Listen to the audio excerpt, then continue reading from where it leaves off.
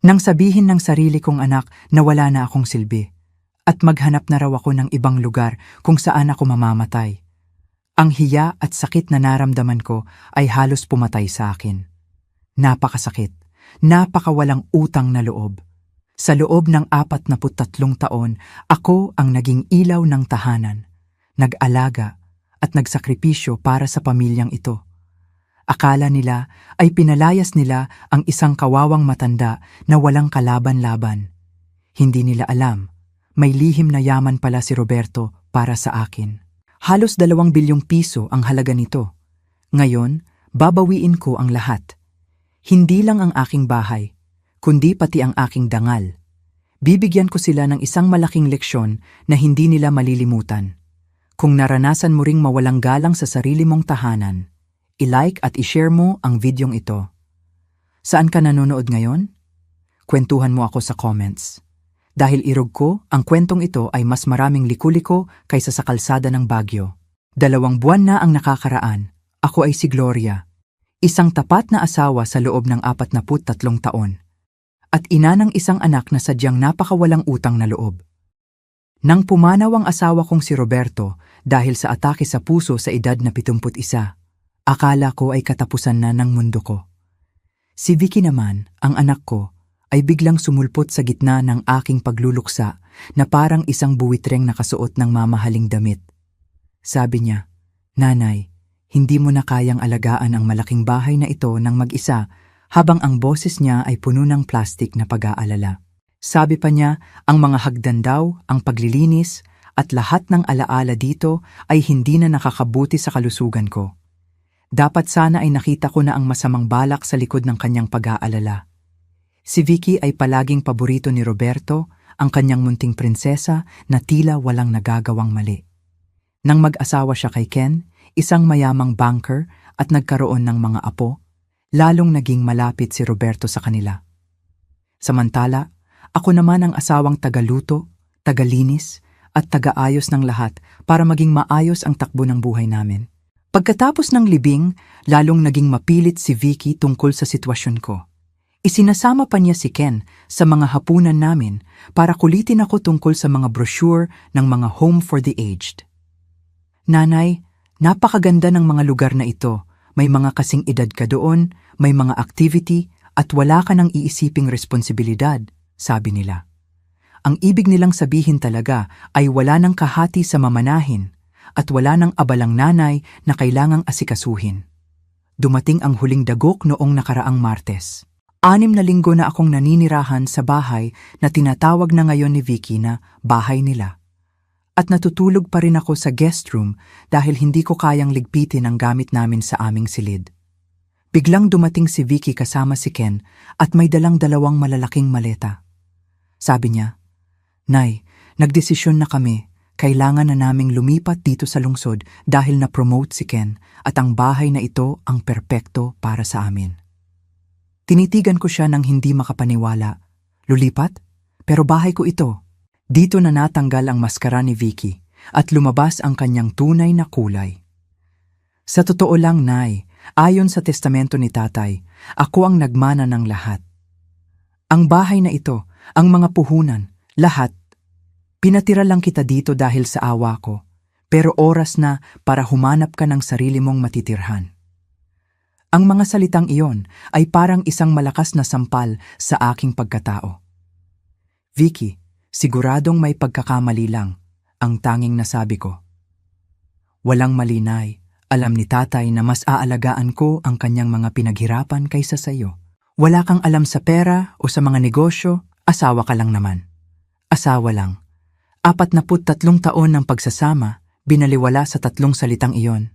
At doon na niya binitawan ang pinakamasakit na salita.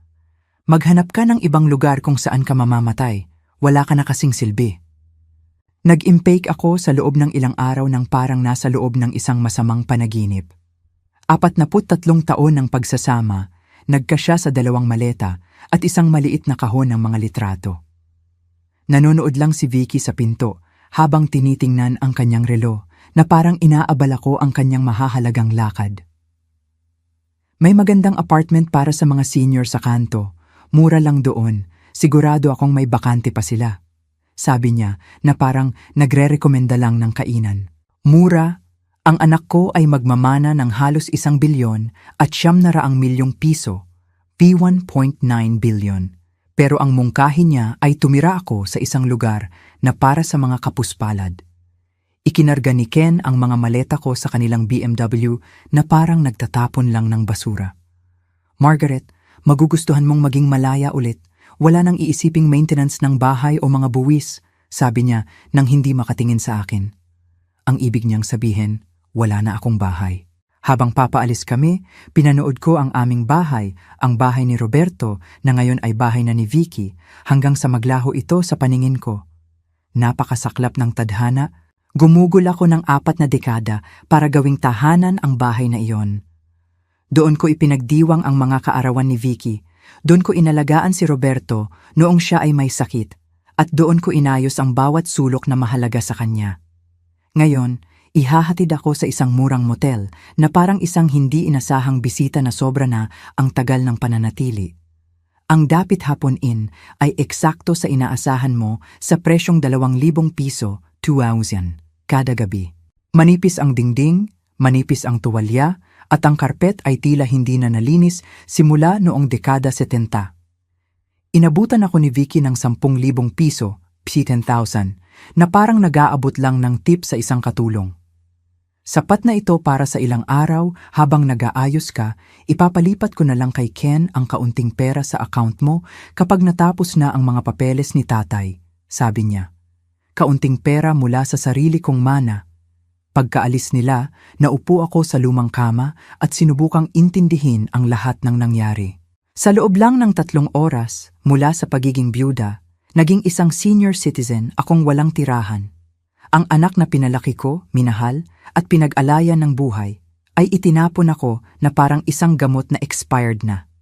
Pero habang nakaupo ako sa malungkot na silid na iyon, may isang bagay na bumabagabag sa akin. Si Roberto ay palaging maingat sa kanyang mga gamit, lalo na sa mga importanteng dokumento. Ipinakita niya sa akin ang kanyang testamento, ilang taon na ang nakakaraan, at ipinaliwanag ang kanyang mga hiling. Siguradong-sigurado ako na hindi iyon ang nakasaad sa dokumento. Maaaring tradisyonal si Roberto, minsan ay matigas ang ulo, pero hinding-hindi siya magiging malupit sa akin. Ang lalaking humawak sa kamay ko noong mamatay ang nanay ko, ang lalaking nagbibigay ng bulaklak sa bawat anibersaryo, ay hindi ako pababayaang maghirap. Kinaumagahan, ginamit ko ang internet ng motel para hanapin ang abogado ni Roberto, si Attorney Melencio. Siya ang abogadong humawak sa pagbili ng bahay namin at sa iba pang negosyo ni Roberto sa loob ng maraming taon.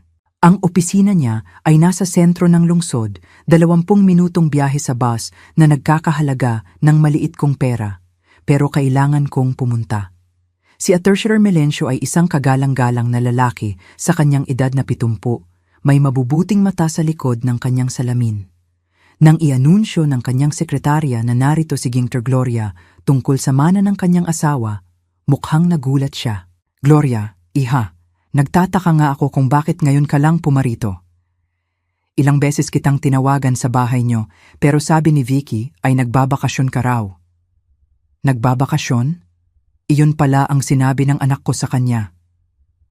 Attorney Melencio, kailangan ko pong itanong ang tungkol sa huling testamento ni Roberto. Mukha siyang naguluhan. Siyempre, hindi ba ibinigay sa iyo ni Vicky ang kopya mo? Ibinigay ko sa kanya ang orihinal pagkatapos ng pagbabasa nito. Bumagsak ang puso ko. May naganap na pagbabasa ng testamento. Gloria, dapat ay nandoon ka. Sabi ni Vicky ay masyado kang malungkot, kaya siya na ang bahala sa lahat para masigurong makuha mo ang mana mo. Namutla ako nang mapagtanto ko ang katotohanan. Attorney, wala po akong alam sa anumang pagbabasa ng testamento. Ang sabi po sa akin ni Vicky, siya ang nagmana ng lahat. Nagbago ang ekspresyon ni Attorney Melencio mula sa pagkalito patungo sa pagkagulat at galit. Mabilis niyang kinuha ang isang makapal na folder. Gloria, imposible iyan. Ang testamento ng asawa mo ay napakalinaw tungkol sa mamanahin mo. Inilabas niya ang isang dokumento. Nakilala ko ang maayos na pirma ni Roberto sa ibaba. Pero habang binabasa ni attorney ang nilalaman, napagtanto ko na nagsinungaling si Vicky sa lahat ng bagay. Ako, si Roberto James, ay ipinamamana sa aking minamahal na asawang si Gloria ang mga sumusunod, ang aming pangunahing bahay, kasama ang lahat ng kagamitan nito. Bukod dito, ibinibigay ko sa kanya ang 70%, 70% ng lahat ng aking pera at puhunan na nagkakahalaga ng humigit kumulang 1 bilyon at 300 milyong piso, 1.3 billion. Umiikot ang paningin ko. 1 bilyon at 300 milyong piso, ang bahay, at 70% ng lahat. Nagpatuloy sa pagbabasa si attorney at lalong naging seryoso ang kanyang boses. Sa aking anak na si Vicky, mag-iiwan ako ng 580 milyong piso, 580 million, na ilalagay sa isang trust fund. Ngunit, makuha lamang niya ito sa kanyang ika-45 kaarawan kung magiging mabuti ang pagtrato niya sa kanyang ina pagkatapos ng aking kamatayan. Nakadepende sa pagtrato niya sa akin. Alam ni Roberto. Sa paanuman, alam niya ang gagawin ni Vicky. Attorney, bulong ko. Sabi ni Vicky ay wala akong namana, lumipat na siya sa bahay ko, binigyan ako ng 10,000 piso at pinapahanap ng home for the aged. Namula sa galit ang matandang abogado. Gloria, ang ginawa ni Vicky ay pang-aabuso sa nakatatanda at isang malaking panluloko. Marami siyang batas na nilabag. Pero attorney, may mga dokumento siyang ipinakita sa akin. Malamang ay peke ang mga iyon, Gloria. Binago ng asawa mo ang kanyang testamento 6 na buwan bago siya mamatay dahil nag-aalala siya sa ugali ni Vicky tungkol sa pera. Umiikot ang silid. Naalala ko ang lahat ng beses na binaliwala ni Vicky ang mga opinyon ko, ang pag-irap niya kapag sumasali ako sa usapan tungkol sa kanilang bakasyon. Pinapanood pala kami ni Roberto, sinusuri ang lahat at gumagawa ng desisyon. Mayroon pa, Gloria. Nakasaad sa testamento na kung mabigo si Vicky na tratuhin ka ng may respeto at dangal, ang buong 580 milyong piso na para sa kanya ay mapupunta sa iyo. Napatitig ako sa kanya sa gulat. Ibig niyo pong sabihin? Ang ibig kong sabihin, dahil sa ginawa ng anak mo, nawalan siya ng mahigit 500 milyong piso. Ang manang iyon ay mapupunta na rin sa iyo. Hindi lang 1 bilyon at 300 milyon ang mamanahin mo, Gloria, kundi halos 2 bilyong piso, 1.9 billion, kasama ang bahay at lahat ng ari-arian. Napakagandang biro ng tadhana. Sa sobrang gahaman ni Vicky, siya mismo ang nag-trigger sa kondisyong ginawa ni Roberto para protektahan ako. Ano po ang dapat kong gawin ngayon? Tanong ko, habang nanginginig ang boses ko. Ngumiti si attorney. Ngayon, irog ko. Tatawagan natin ang pulis para sa kasong panloloko. At pagkatapos, tatawagan natin si Vicky para malaman niya ang katotohanang yayanig sa kanyang mundo. Makakapalag pa ba siya? Tanong ko. Gamit ang anong pera? Malalaman na niya na ang bawat account na akala niya ay kontrolado niya ay sayo pala lahat. Lahat ng puhunan, lahat ng bank account, maliban sa bahay mo, ay naka-freeze na habang iniimbestigahan ang kanyang panloloko. Naisip ko si Vicky sa bahay ko. Siguro ay nagpaplano na ng renovation o namimili ng mga bagong gamit-gamit ang perang akala niya ay kanya. Siguro si Ken ay nagbibilang na rin kung paano makakaapekto ang mana sa kanyang mga negosyo. Wala silang kamalay-malay na sa loob ng 6 na oras, ang buong mundo nila ay guguho. Ang opisina ni Atty. Melencio ay naging sentro ng operasyon na tinawag niyang Operation Justice. Tinawagan niya ang pulis, ang mga bangko at isang pribadong investigador habang nakaupo ako sa kanyang upuan, iniisip ang laki ng pagtataksil ni Vicky. Ang mga pekeng dokumento ay napakaganda ng pagkakagawa, paliwanag ni Officer Santos habang sinusuri ang testamentong ipinakita sa akin ni Vicky. Hindi ito bigla ang krimen, may nagplano nito ng maigi. Sa tingin niyo po ba ay may kasama si Vicky? Tanong ko.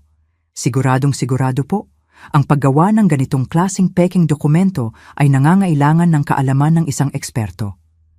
Sa loob ng 2 oras, lahat ng account ay na-freeze na. Ang mga credit card ni Vicky na nakakonekta sa akala niyang bagong mana ay hindi na gumana. Pati ang kuryente at tubig sa bahay na inilipat na niya sa pangalan niya ay pansamantalang naputol hanggang sa ma-verify ang tunay na may-ari. Tumunog ang telepono ko, saktong alas 3:47, 3:47 p.m. Pangalan ni Vicky ang lumabas sa screen. "Nay, nasaan ka ba? May gulo sa mga bank account." Sinasabi nila na naka-freeze ang mga ari-arian ni tatay. "Hello, Vicky? Nakaupo ako dito sa opisina ni Atimba. Melencio, naalala mo pa ba siya? Ang abogado ni tatay na nagbasa ng totoong testamento sa harap ng bakanteng silid habang sinasabi mo sa kanya na nagbabakasyon ako." Katahimikan. Pagkatapos ay nagsalita siya. "Nay, hindi ko alam kung ano ang iniisip mong natuklasan mo, pero natuklasan ko na isa kang sinungaling at isang magnanakaw, Vicky. At natuklasan ko rin na mas matalino ang tatay mo kaysa sa ating dalawa. Hindi mo naiintindihan, Nay, pinoprotektahan lang kita dahil mahirap mag-manage ng ganoong kalaking pera." "Naiintindihan ko ng buong-buo, Vicky. Pineke mo ang mga dokumento, nanggulo ka at itinapon mo ang 67 taong gulang mong ina sa sarili niyang bahay dahil akala mo ay masyado akong tanga para mapansin ito." Naging matalim ang kanyang boses. "Nay, nalilito ka lang. Sobra kang nalungkot, kaya siguro may nanamantala sa emosyon mo." Ang kapal ng mukha. Kahit huli na sa akto, sinusubukan pa rin niyang paikutin ako. "Vicky, iha, hayaan mong linawin ko sa iyo ang lahat. Hindi lang sa wala kang minana, kundi ang dapat sanang 580 milyong piso na para sa iyo ay mapupunta na rin sa akin. Salamat sa kondisyong isinulat ni tatay tungkol sa pagtrato sa akin ng may dangal at respeto." "Imposible iyan," sigaw niya. "Narito sa tabi ko si Officer Santos. Baka gusto mong kausapin siya tungkol sa imposibleng kaso ng panloloko na kakaharapin mo." Natahimik ang kabilang linya. Marahil ay nag-iisip na siya ng paraan kung paano makakalusot. "Nay, please, magkita tayo at pag-usapan natin ito ng maayos. Sigurado akong maaayos natin ito." "Magkikita talaga tayo sa korte sa araw ng pagbasa ng sakdal sa iyo, Vicky. Hindi mo magagawang magdemanda sa sarili mong anak," sabi niya. "Tingnan mo ako," sabi ko bago ko ibinaba ang telepono. Tiningnan ko si attorney at sa unang pagkakataon mula nang mamatay si Roberto, nakaramdam ako ng tunay na kapanatagan. "Gaano katagal bago siya maaresto?" tanong ko. "May sapat ng ebidensya si Officer Santos, kukunin na nila siya ngayong gabi. Pati na rin si Ken, dahil kung nakasama siya sa paggawa ng mga dokumentong iyon, makukulong din siya." Tumunog ang text mula kay Vicky. "Nay, huwag mo namang gawin ito. Isipin mo ang mga apo mo." Ipinakita ko ang text kay Officer Santos na ngumiti lang ng tipid. Emosyonal na manipulasyon, ganyan talaga ang galawan ng mga ganyang klasing tao. Nagreply ako, "Iniisip ko sila. At iniisip ko na dapat nilang makita kung ano ang nangyayari sa mga taong nagnanakaw sa sarili nilang pamilya." Makalipas ang 20 minuto, tumawag naman si Ken. "Gloria, siguro naman ay pwede nating ayusin ito ng pribado. Nagkamali lang si Vicky, pero ang pagsali sa pulis ay parang sobra naman." "Ken, tinulungan mo ba siyang ipeke ang mga dokumento?" tanong ko. "Hindi naman sa ganoon, Gloria.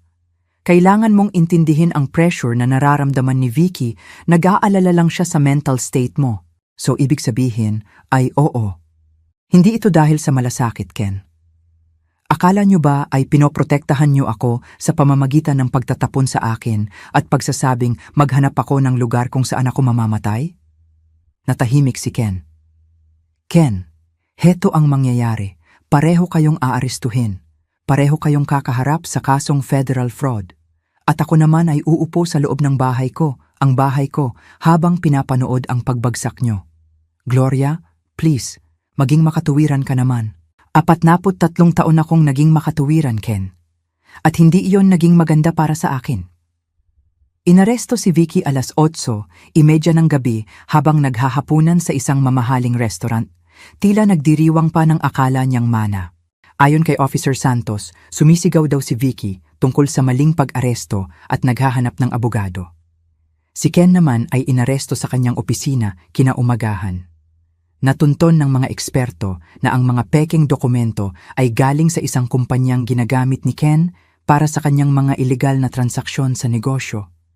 Lumabas na marami na palang ginagawang hindi maganda ang manugang ko na maaaring alam ni Vicky o pinili lang niyang balewalain. Ang unang gabi ko pabalik sa aming bahay ay ginugol ko sa master bedroom. Inilipat na pala ni Vicky ang mga gamit niya doon, pinalitan ang maayos na gamit ni Roberto ng mga mamahalin niyang damit at makeup. Inilagay ko ang lahat ng gamit niya sa mga garbage bag at iniwan sa labas ng pinto. Hayaan niyang kunin iyon kapag nakapagpiyansa na siya.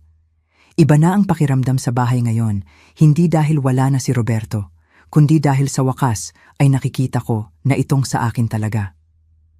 Sa loob ng maraming dekada, inalagaan ko ito para kay Roberto, ayon sa gusto niya, sa pangangailangan niya, at sa paningin niya kung paano kami dapat mamuhay. Ngayon, sa pagtingin ko sa paligid, napagtanto ko kung gaano kaunti ang bahagi ng aking sarili sa mga silid na ito. Magbabago na ang lahat ng iyon. Tumawag si attorney bandang tanghali para magbigay ng update. Ang piyansa ni Vicky ay itinakda sa 3 milyong piso, P3 million, at dahil naka-freeze ang lahat ng account niya, kailangan niyang humanap ng ibang magbabayad nito. Si Ken naman ay nasa 12 milyong piso, 12 million, ang piyansa, dahil hindi natuwa ang korte sa kasaysayan niya ng mga ilegal na gawain sa pera. Sino ang mag-aakala na ang manugang ko ay matagal na palang iniimbestigahan?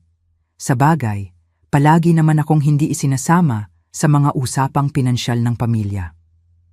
Palaging kinakausap ni na Vicky at Ken ang sarili nilang ina na parang isang bata pagdating sa pera. Iniisip nilang hindi ko maiintindihan ang mga komplikadong bagay.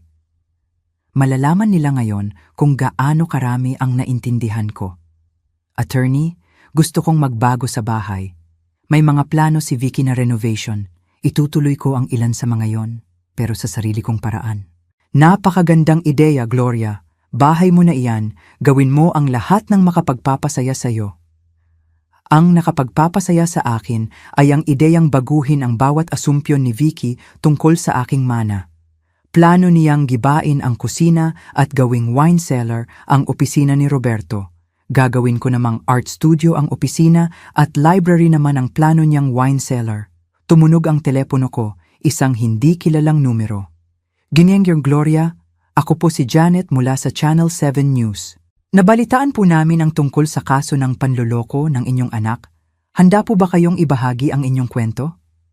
Kumakalat na ang balita. Sa ganitong laki ng lungsod, ang pag-aresto sa isang sikat na banker at sa kanyang asawa dahil sa panloloko sa sariling ina ay malaking balita. Bibi Janet, salamat sa interes mo, pero hindi pa ako handang magsalita sa publiko. Naiintindihan ko po. Pero ang kwento nyo ay makakatulong sa ibang mga senior para makita ang mga senyales ng pang-aabuso sa loob ng pamilya. May punto siya. Ilan pang mga kababaihang kasing edad ko ang minamanipula ng kanilang sariling mga anak na turing sa kanila ay sagabal lang sa mana. Kung magdedesisyon akong magsalita, may kontrol ba ako sa kung paano ito ipapakita? Tanong ko. Siyempre po, maaari tayong magkaroon ng interview kung saan may kapangyarihan kayong aprubahan ang huling edit. Naisip ko si Vicky, malamang ay nasa loob ng selda ngayon. Iniisip pa rin na isa lang itong hindi pagkakaunawaan na kaya niyang idaan sa ganda at salita. Bibi Janet, tatawagan kita ulit. Baka nga may napakagandang kwento akong dapat ibahagi. Pagkababa ko ng telepono, nagsalin ako ng isang baso ng mamahaling wine na ibinigay ni Ken sa amin noong Pasko. Isang wine na iniinom ko na ngayon sa sarili kong bahay na binili gamit ang sarili kong pera habang iniisip kung ipapahiya ko ba ang anak ko sa telebisyon. Talagang naging kawili-wili ang takbo ng buhay ko. Eksaktong 7:00 ng umaga, may kumatok sa pinto. Sa bintana, nakita ko si Vicky sa labas. Suot pa rin ang damit niya kahapon at mukhang tumanda ng 5 taon sa loob ng isang gabi. Nakapagpiyansa na pala siya. Binuksan ko ang pinto pero hindi ko siya pinatuloy. Nay, please, kailangan nating mag-usap. Nag-usap na tayo kahapon, Vicky. Sabi mo ay maghanap ako ng lugar kung saan ako mamamatay. Heto, Nakahanap ako ng lugar kung saan ako mabubuhay. Pula ang mga mata ni Vicky at ang dati niyang perpektong anyo ay sira-sira na. Nagkamali ako, Nay. Napakalaking pagkakamali, pero anak mo pa rin ako. Anak ba kita? Dahil ang mga anak ay hindi karaniwang namemeke ng dokumento para nakawin ang mana ng kanilang ina. Hindi ko ninanakaw yon, Nay. Sinusubukan ko lang. Hindi niya matuloy ang sasabihin na hindi magmumukhang krimen. Sinusubukan ng ano, Vicky? Sinusubukan akong protektahan mula sa maling desisyon sa pera? Dahil wala akong alam sa paghawak ng malaking halaga? Kahit ngayon, kahit na aresto na siya, hindi niya pa rin maamin ang katotohanan. Sa isip ni Vicky, siya pa rin ang biktima dito. Vicky, hayaan mong ibahagi ko sa iyo ang sinabi ng tatay mo 6 na buwan bago siya mamatay. Sabi niya, nag-aalala siya sa pagiging gahaman mo, sa ugali mo sa pera, at kung paano mo tratuhin ang mga taong tingin mo ay mas mababa sa iyo. Namutla siya, hindi iyan sasabihin ni tatay. Sabi niya, pinapaalala mo sa kanya ang kapatid niyang si Eleanor, maganda, kaakit-akit, pero walang iniisip kundi ang sarili. Sabi niya, binabago niya ang testamento dahil natatakot siya sa kung ano ang gagawin mo sa akin kapag ikaw ang humawak ng pera. Kasalanan yan! Sinungaling! Sigaw niya. Inilabas ko ang telepono ko at ipinakita ang isang voice recording. Sa totoo lang, hindi. Nag-iwan ang tatay mo ng isang video message na ipapakita lang kung sakaling questionin mo ang testamento o kung itatrato mo ako ng masama. Tinitigan ni Vicky ang telepono na parang isang makamandag na ahas. Alam niya, Vicky. Alam niya kung sino ka talaga sa likod ng lahat ng pagpapanggap mo. Ang tanging hindi niya nahulaan ay kung gaano kalayo ang kaya mong gawin. I-play mo, bulong niya. Pinindot ko ang screen at ang boses ni Roberto ay umalingaw-ngaw sa umaga, malinaw at nakakadurog ng puso. Vicky, kung naririnig mo ito, ibig sabihin ay tama ang hinala ko tungkol sa pagkatao mo. Umaasa ako na mali ako, na may dangal ka pa sa sarili. Pero kung pinapatugtog na ni Gloria ang recording na ito, ibig sabihin ay pinatunayan mong tama ako sa pinakamasamang paraan. Napaupo si Vicky sa hagdan habang patuloy ang boses ni Roberto. 43 taon kong pinanood ang iyong ina na isakripisyo ang kanyang mga pangarap, ang kanyang ambisyon at ang kanyang kalayaan para alagaan ang ating pamilya. Nagtrabaho siya ng part-time para makatulong sa pag-aaral mo sa kolehiyo habang itinatayo ko ang negosyo ko. Isinantabi niya ang sarili niyang edukasyon, binaliwala ang mga oportunidad sa trabaho, at ibinigay ang lahat para maging asawa at ina na akala niya ay kailangan natin. Nagpatuloy ang recording ng 30 minuto. Bawat salita ay parang kutsilyong humihiwa sa mga dahilan ni Vicky. Sa oras na marinig mo ito, malalaman mong ang masamang pagtrato mo sa iyong ina ay nagkakahalaga ng lahat ng iyong mana. Sana ay naging sulit ito para sa iyo. Nang matapos ang recording, umiiyak na si Vicky. Hindi iyong magandang iyak na ginagamit niya para makuha ang gusto niya, kundi isang hikbi ng pagsisisi at pagkatalo. Galit siya sa akin, bulong niya. Hindi, Vicky. Minahal ka niya ng sapat para umasang patutunayan mong mali siya. Pero pinili mong patunayang tama siya. Umingala siya sa akin, sira-sira ang kanyang makeup. Anong mangyayari ngayon? Ngayon, kailangan mong harapin ang bunga ng mga pinili mo. Ang kaso, ang investigasyon, at ang kahihiyan kapag lumabas na ang balitang ito sa telebisyon. Lalong naiyak si Vicky. Nay, please, isipin mo ang magiging epekto nito sa mga apo mo, sa career ni Ken, sa buong pamilya natin. Iniisip ko yon, Vicky. Iniisip ko kung bakit hindi mo naisip ang mga bagay na iyon bago ka gumawa ng maraming krimen. Tumayo siya ng dahan-dahan, mukhang matanda at talunan. Alam kong hindi ka maniniwala, pero hindi ko gustong umabot sa ganito. Gusto ko lang ng pera, ng seguridad, ng katanyagan. Gusto kong hindi na mag-alala sa kahit ano pa. Sa unang pagkakataon, nagsabi rin ng totoo si Vicky. Naniniwala ako sa iyo, irog ko. Pero ang paghahangad ng isang bagay ay hindi sapat na dahilan para manira ng buhay ng ibang tao. Tumango siya, Patuloy pa rin ang agos ng luha. Ano ang pwede kong gawin para maayos ito? Magsimula ka sa pag-amin na ang ginawa mo ay mali. Hindi ito pagkakamali lang o pagprotekta, kundi isang sadyang maling gawain. Mali nga ito. Napakamali. At hinding-hindi mapapatawad, sabi niya. At pagkatapos, harapin mo ang anumang parusang darating ng may dangal, sa halip na subukan mo na namang paikutin ang sitwasyon. Tinitigan ako ni Vicky ng matagal. Marahil sa unang pagkakataon, hindi na niya nakikita ang inang madaling utuin, kundi ang babaeng tinalo siya sa sarili niyang laro. Nararapat lang ito sa akin, di ba? Tanong niya. Oo, Vicky. Nararapat lang talaga. 3 araw matapos ang pag-amin ni Vicky sa labas ng bahay, biglang sumulpot ang biyenan niya sa pinto ko. Si Doña Leonora ay eksakto sa inaasahan ko.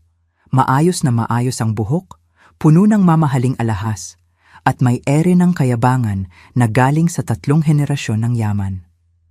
Gloria, kailangan nating pag-usapan ang sitwasyong ito sa maayos na paraan.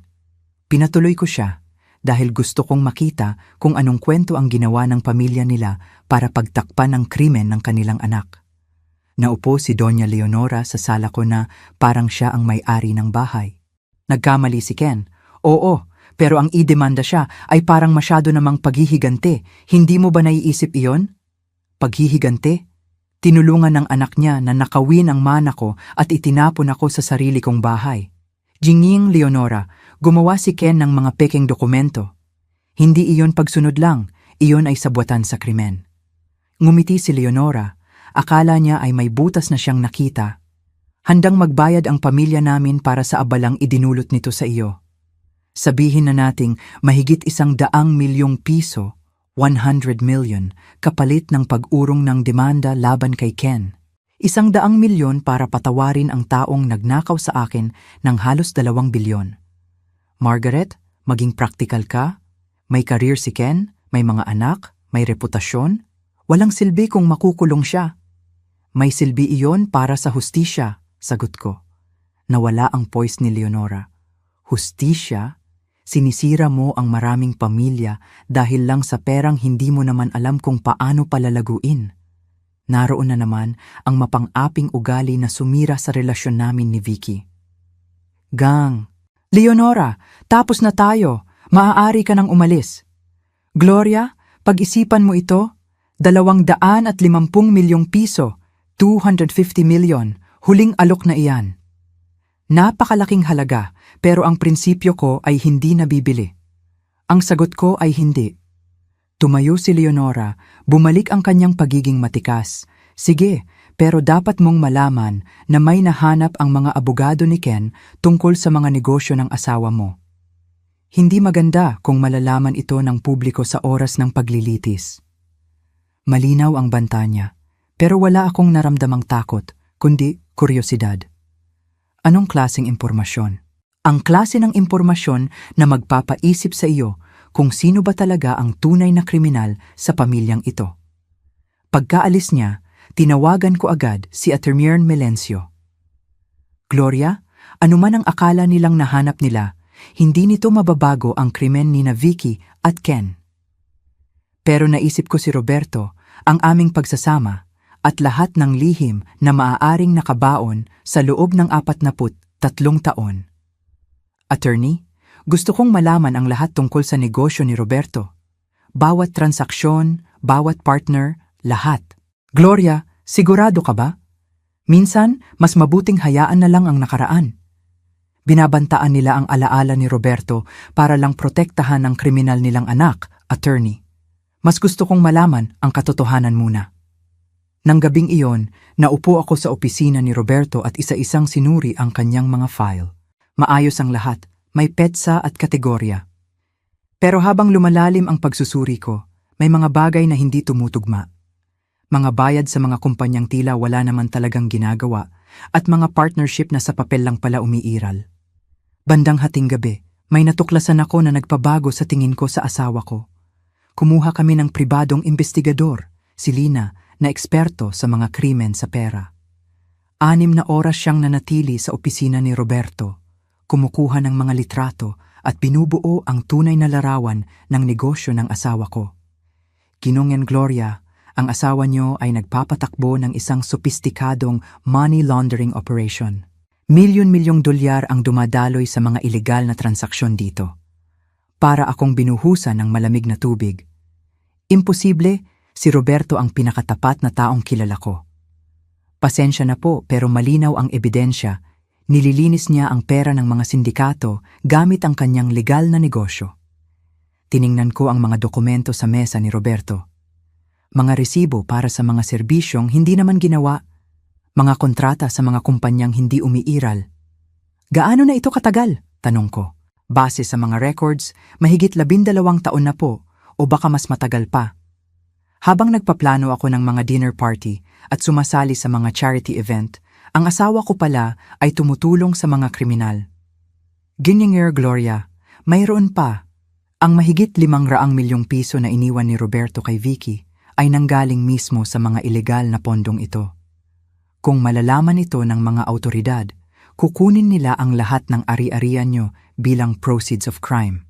Umiikot ang mundo ko? Lahat? Ang bahay? Ang mga investment? Lahat? Maliban na lang kung ano, Lina? Tanong ko. Maliban na lang kung alam na ito ng mga abogado ni na Vicky at Ken at balak nilang gamitin ito para makipag-ayos.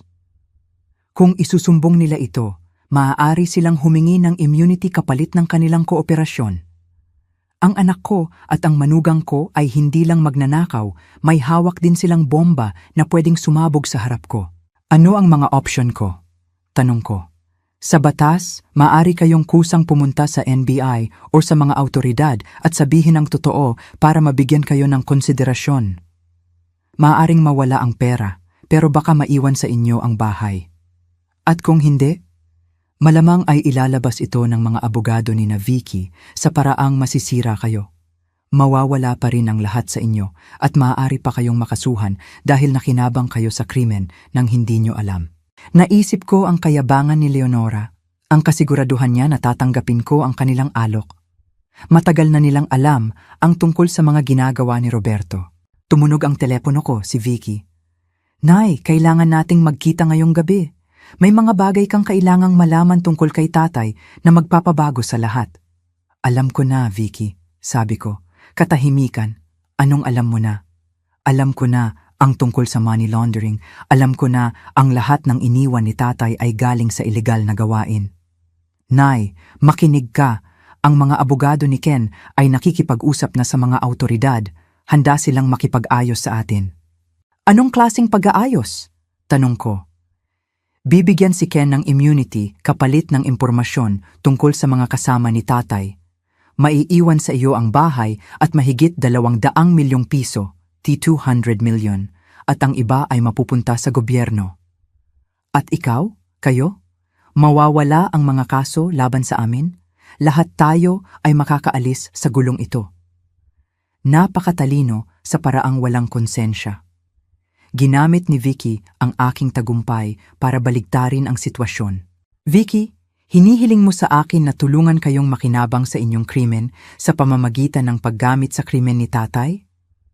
Nay, maging praktikal ka. Ang kapalit nito ay ang pagkawala ng lahat at ang posibleng pagkakulong mo rin. Tiningnan ko ang opisina ni Roberto. Ang mga mamahaling gamit, ang mga libro, ang mga sining, lahat pala ay galing sa duming pera. Kailangan ko ng oras para mag-isip, sabi ko bago ibaba ang telepono. Naupo ako sa dilim. 43 taon akong kasal sa isang estranghero. Isang anak na mas maraming namana sa tatay niya kaysa sa pera. Namana niya ang galing sa panlilinlang. Pero may isang malaking pagkakamali si Vicky. Minaliit niya ako sa oras na wala na akong matakbuhan. Kinuha ko ang telepono at tinawagan si Lina, ang investigador. Lina, gaano kabilis mo akong maipapakipag-usap sa mga autoridad? May kwento akong dapat sabihin sa kanila at sigurado akong magiging interesado sila. Ang opisyal na nakausap ko ay seryoso, matalino at hindi basta-basta nadadala sa salita. Ning Gloria, naiintindihan niyo ba na sa pagpunta niyo dito, inaamin niyo na nakinabang kayo sa perang galing sa krimen? Naiintindihan ko po, Pero mas gusto ko pang sabihin ang totoo kaysa hayaan ng anak ko at ang manugang ko na gamitin ito para sa sarili nilang kapakanan. Sinabi ko ang lahat, ang tago na negosyo ni Roberto, ang panloloko ni Vicky, ang mga peke ni Ken, at ang pangingisda nila para tumahimik ako. Akala po ba ng anak nyo ay maaari niyang ipagpalit ang impormasyon tungkol sa asawa nyo para sa sarili niyang kaligtasan? Tanong ng opisyal. Iyon po ang iniisip niya at akala niya ay susunod ako dahil natatakot akong mawalan ng lahat. Ngumiti ang opisyal. Natatakot po ba kayo, Ginonges Gloria? 2 linggo ang nakakalipas, isa akong biyudang natutulog sa murang motel. Ngayon, narito ako para aminin ang krimen ng asawa ko. Wala na po akong puwang para sa takot. Ang nararamdaman ko na lang po ngayon ay galit. Galit dahil minaliit ako ng mga taong akala ko ay mahal ako sa loob ng maraming dekada. Gang, Gloria, handa po ba kayong magsuot ng wire para mai-record ang usapan nyo? Tanong ng opisyal. 3 oras ang lumipas. Nakaupo ako sa sala ko na may recording device na nakatago sa aking damit. Naghihintay kina Vicky at Ken.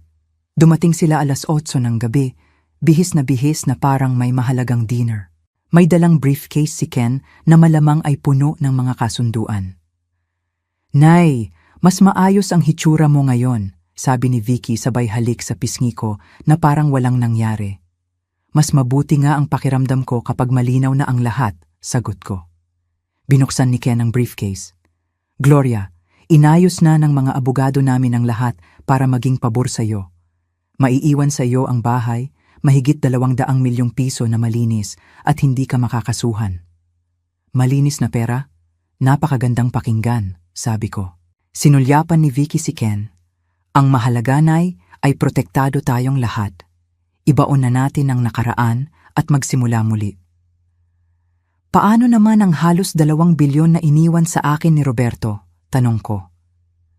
Nay, marumi ang perang iyon. Hindi na iyon mahihiwalay sa mga ilegal na gawain ni tatay. Ang pagkuha ng 200 milyon ang pinakamagandang pwedeng mangyari. At kayo? Ano ang makukuha nyo sa usapang ito? Tanong ko. Lumapit si Ken.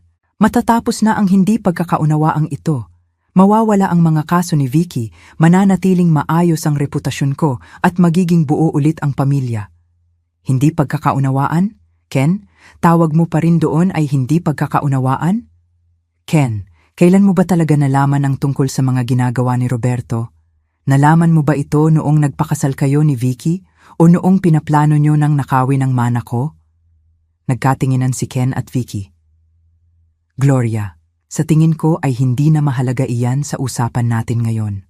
Mahalaga iyon dahil kung alam mo na noon pa at nanahimik ka, kasama ka sa krimen. At kung nalaman mo lang habang nagnanakaw ka sa akin, napakamalas mo naman. Nagsisimula ng mawalan ng pasensya si Vicky. Nay, ano bang pinuputok ng butsi mo?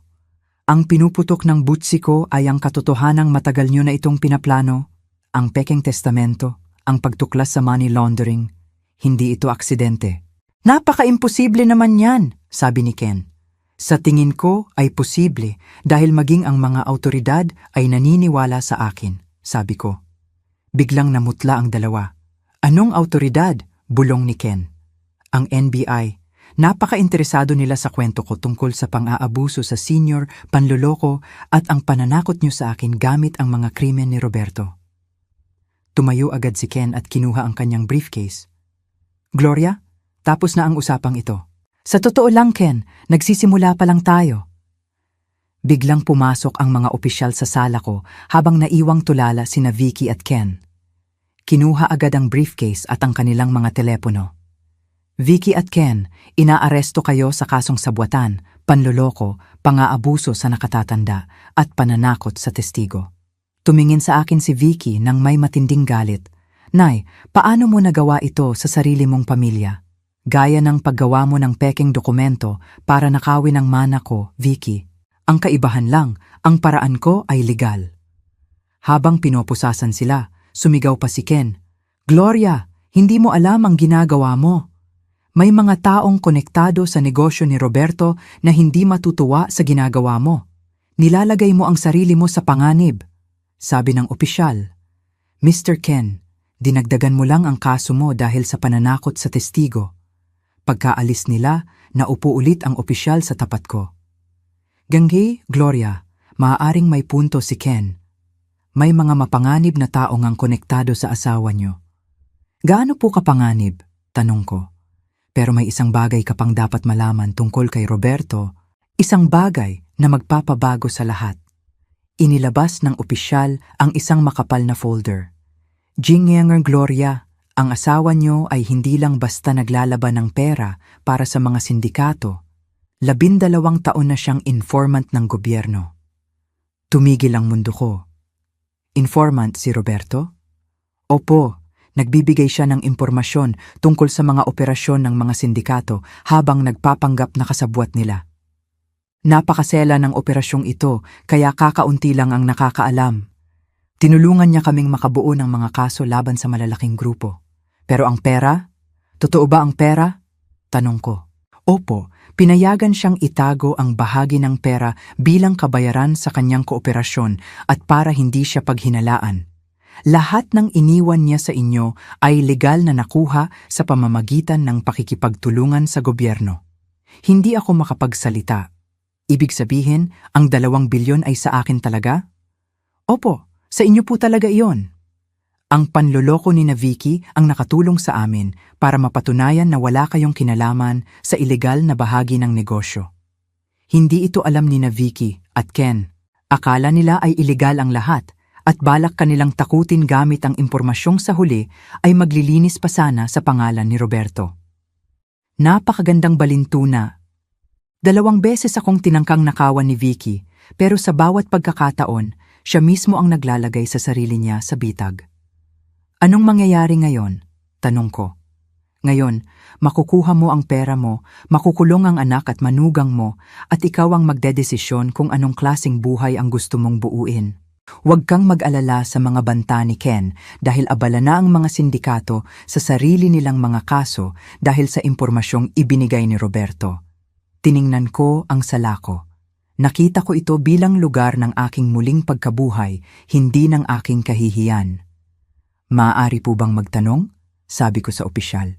Sa tingin niyo po ba ay masama akong tao dahil nakakaramdam ako ng saya sa pag-aresto kay Vicky? Ngumiti ang opisyal. Jinang, Gloria, sa tingin ko po, isa kayong babaeng tumangging maging biktima. Hindi iyon masama, iyon ay isang inspirasyon. 6 na buwan na ang nakakalipas. Nakatayo ako sa kusina ng aking bagong ayos na bahay, nagtitimpla ng kape para sa 2.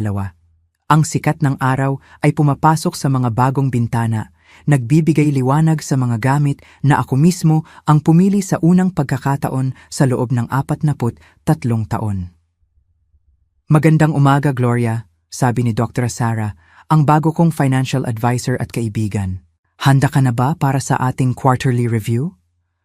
Ang nakalipas na 6 na buwan ay naging napaka-busy.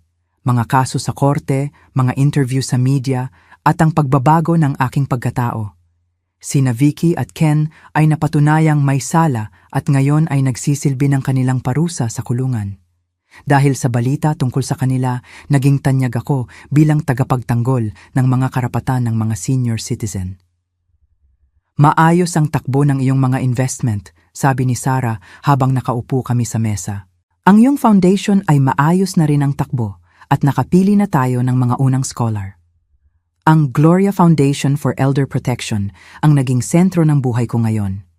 Gumamit ako ng halos 800 milyong piso, 800 million, mula sa aking mana para punduhan ang legal na tulong para sa mga senior na nakakaranas ng pang-aabuso sa pera sa loob ng pamilya. Kumusta naman ang tungkol sa documentary? Tanong ko. Confirmed na ang deal sa Netflix, gusto nilang magsimulang mag-film sa susunod na buwan. Ang kwento ko ay nakakuha ng atensyon ng maraming tao. Ang paghihiganti ng ina ay gagawing isang serye at ang kikitain dito ay mapupunta sa mga organisasyong tumutulong sa mga matatanda. At si Vicky? Tanong ko. Nag-ingat si Sarah sa kanyang sagot. Sumulat na naman siya. Sabi ng abogado niya, gusto niyang humingi ng tawad at kapatawaran. 17 sulat na ang ipinadala ni Vicky mula sa kulungan. Binasa ko ang unang ilan, pero puro pagdadahilan lang ang laman, kaya itinigil ko na ang pagbabasa. May mga relasyon kapag nasira na, hindi na kayang ayusin ng mga salita lang. Sarah, magtakda ka ng meeting sa abogado ni Vicky. Hindi para makipag-ayos, kundi para linawin ang ilang bagay. Gusto kong maintindihan ni Vicky na ang ginawa niya ay may mga bunga na hindi matatapos sa pagkakakulong lang. Gusto kong malaman niya na sinira niya ang relasyon namin ng permanente at lalaki ang kanyang mga anak na alam ang dahilan kung bakit nakulong ang kanilang ina. Parang napakalupit naman yata niyan, sabi ni Sarah. Mabuti, dahil dapat lang na maging malupit, gumawa si Vicky ng mga desisyong nakasakit sa mga taong dapat ay mahal niya. Hindi siya pwedeng takasan ang mga emosyong bunga nito dahil lang sumulat siya ng ilang sulat mula sa kulungan. Isinulat ni Sarah ang lahat sa kanyang folder. At ang mga apo mo? Humihiling si Vicky na payagan kang makita sila. Ang relasyon ko sa mga apo ko ay magdedepende sa kanilang mga desisyon kapag matanda na sila, hindi dahil sa pagsisikap ng kanilang ina na magbago. May kumatok sa pinto. Isang delivery truck na may dalang malaking package. Siguro ay iyan na ang mga bagong gamit para sa art studio, sabi ko kay Sarah. Ang art studio ang pinakapaborito kong bahagi ng bahay. Ang dating opisina ni Roberto ay isa na ngayong maliwanag at maaliwalas na silid kung saan muli kong natuklasan ang hilig ko sa pagpinta. Isang hilig na isinantabi ko noong mag-asawa ako para maging isang masunuring asawa at ina. Gloria, maaari bang magtanong ng personal? Sabi ni Sarah. Nagsisisi ka ba sa lahat ng nangyari? Ang pagkakakulong nila, ang media, at ang tuluyang pagkasira ng pamilya mo? Pinag-isipan ko ang tanong habang pinipirmahan ang delivery. 6 na buwan ang nakakalipas, wala akong kwenta sa paningin nila, isang biyudang walang pera, walang bahay, at walang kinabukasan. Ngayon, isa na akong milyonaryang pilantropo na may layunin sa buhay na higit pa sa sarili kong kaligtasan. Sarah, sinubukan ng sarili kong anak na nakawin ang lahat ng mayroon ako at iwan akong walang tirahan. Ang manugang ko naman ay gumawa ng mga pekeng dokumento at binantaan ako. Ipinakita nila kung sino talaga sila noong akala nila ay wala akong laban. Pero pamilya mo pa rin sila, sabi ni Sarah. Hindi, Sarah. Magkadugo lang kami. Ang pamilya ay ang mga taong poprotekta sa iyo kapag mahina ka, hindi ang mga taong gagamitin ang kahinaan mo para sa sarili nilang pakinabang. Tumingin ako sa paligid ng bahay ko. Ang bahay ko na ngayon na idinisenyo ayon sa gusto ko at maayos ayon sa aking mga prioridad. Sa loob ng art studio, binuksan ko ang aking huling ipininta. Isang self-portrait ng isang babaeng nakatayo sa ilalim ng maliwanag na sikat ng araw. Ang kanyang mukha ay nakatingin sa hinaharap. Ang babae sa painting ay hindi nakamukha ng biyudang umiiyak habang nag-iimpake ng 2 maleta, 6 na buwan ang nakakalipas. Ang babaeng ito ay mukhang malakas, malaya at walang takot. Mukha siyang isang tao na natutunan na ang pinakamagandang paghihiganti ay hindi ang pagganti ng masama, kundi ang maging lahat ng bagay na akala ng iyong mga kaaway ay hindi mo kayang abutin. Sa labas, papalubog na ang araw sa likod ng mga punong ako mismo ang nagtanim sa lupang pag-aari ko. Sa ari-ariang ipinagtanggol ko gamit ang aking talino at katapangan. Bukas, itutuloy ko ang pagbuo ng buhay na ako ang pumili, hindi ang buhay na plinano ng iba para sa akin. At kung gusto ni Vicky na bumalik sa buhay ng babaeng ito, kailangan niyang magpakita ng higit pa sa mga sulat mula sa kulungan at mga walang kwentang paumanhin. Kailangan niyang magpakita ng tunay na pagbabago. Isang pagbabagong papantay sa ginawa ko sa aking sarili. Salamat sa pakikinig. Huwag kalimutang mag-subscribe at malayang ibahagi ang inyong kwento sa mga comment. Mahalaga ang inyong boses. Ngayon, sa harap ng aking mga ipinintang larawan, nakikita ko ang isang babaeng malakas at malaya. Hindi na ako ang kawawang byuda na pinalayas sa sariling bahay. Natutunan ko na ang tunay na pamilya ay ang mga taong nag-aalaga sa iyo. Hindi ang mga nagnanakaw ng iyong dangal. Ang pinakamagandang paghihiganti ay ang pagbangon at ang pagiging masaya sa sarili mong pagsisikap. Salamat sa pagsama sa akin sa kwentong ito. Huwag kalimutang mag-subscribe para sa iba pang mga kwento ng ating buhay. Ingat po kayong lahat. Hanggang sa muli nating pagkikita.